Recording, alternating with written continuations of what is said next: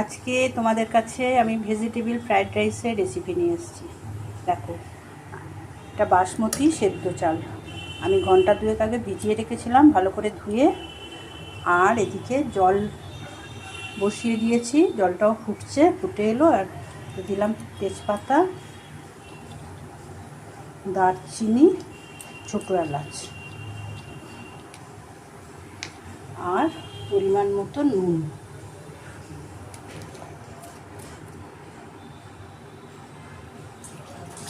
এবারে জলটা ফুটছে, ফুটে যাক ভালো করে। দেখো বন্ধুরা, জলটা বেশ ভালোভাবে ফুটে গেছে। এবার চালটা দিয়ে দিই।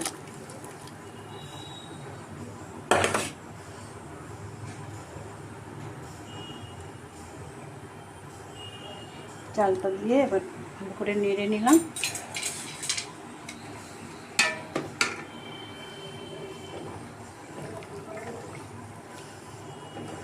পুরোপুরি ভাতটাকে সেদ্ধ করব। দেখো বন্ধুরা, ভাতটা আমার পুরোপুরি হয়ে গেছে। ভাতের মধ্যে চিনি দিয়ে দিয়েছি, চিনিটা গলে যাবে। এদিকে কড়া বসালাম, কড়াতে ঘি দিলাম। ঘিতে কাজু আর কিশমিশটা ভেজে নেব।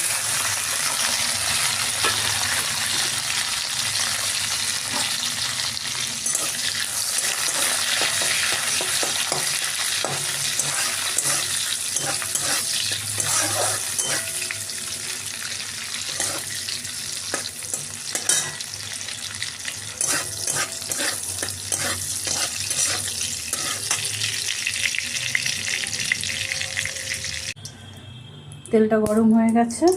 এবার এই যে গাজর আর বিনসগুলোকে নুন মাখিয়ে রেখেছিলাম, এবার এগুলো একটু ভেজে নিই।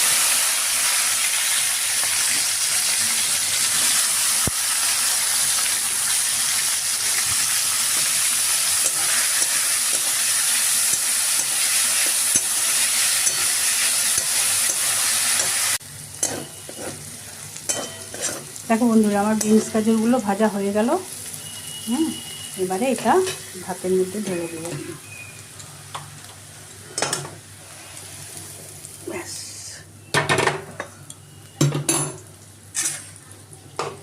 এবারে এটা নেড়ে হয়ে গেল আমার ভেজিটেবল ফ্রাইড রাইস। খুব ভালো করে মেশাতে হবে।